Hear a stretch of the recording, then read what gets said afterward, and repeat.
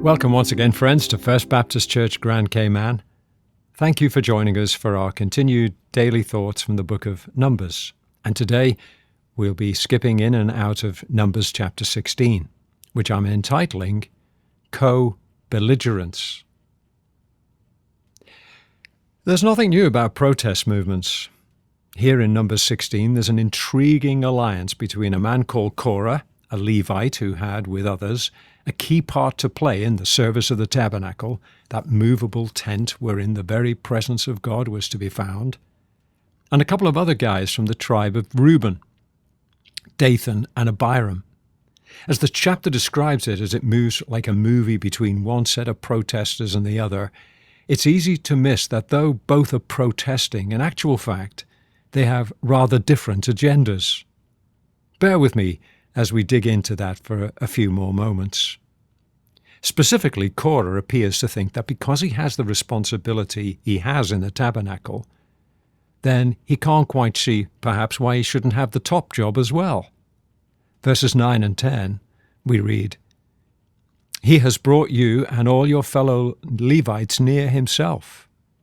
But now, says Moses, you are trying to get the priesthood too.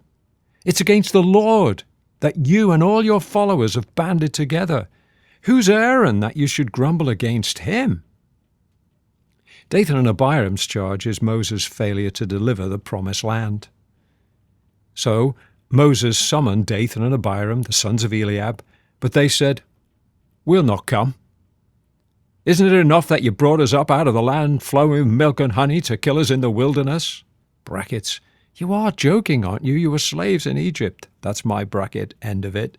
And now you want to lord it over us. Moreover, you haven't brought us into a land flowing with milk and honey or given us an inheritance of fields and vineyards. Do you want to treat us like slaves? No, we'll not come. There's a phrase used when two or more groups who might have different ideologies and goals nevertheless band together in the hopes that when the dust has settled, all the contenders meet some of their objectives and, as it were, share the spoils.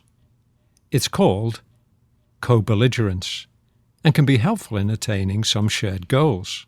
So, for example, on a macro scale in World War II, Russia, though communist, became an ally with the United Kingdom, the United States and others in seeking to defeat the fascism and the evil of Nazism.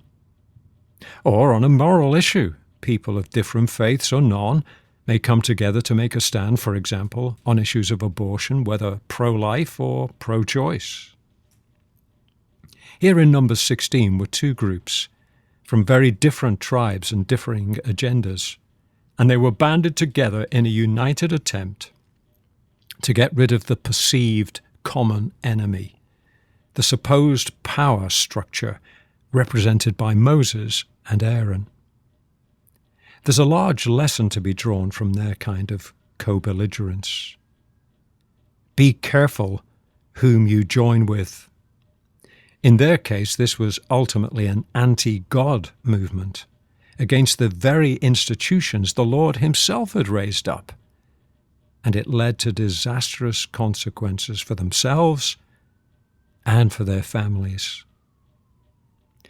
So, when we're thinking of standing shoulder to shoulder with others in some great cause or other, we need to ensure that we know the difference between co-belligerence and compromise. If I have to be silent about my Christian faith, then that puts me under the label of compromise.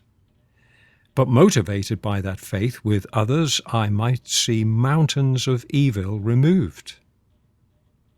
I suspect, to use a modern phrase, Korah, Dathan and Abihu may have told their co-conspirators that they'd be on the wrong side of history if they failed to join them in their coup. The tragedy of their intended rebellion was they ended up on the wrong side of God.